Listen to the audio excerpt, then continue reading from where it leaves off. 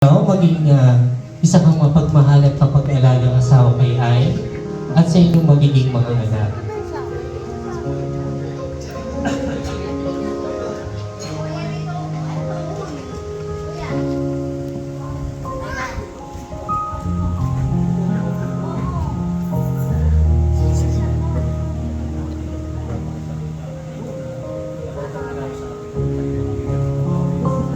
And Ay, ito rin ang unang service na gagawin mo sa iyong asawang si Kyla. Isang slice.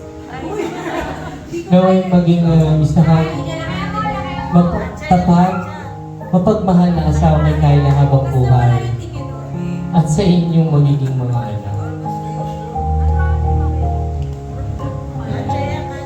Isil daw natin yung bilang kilos. Okay?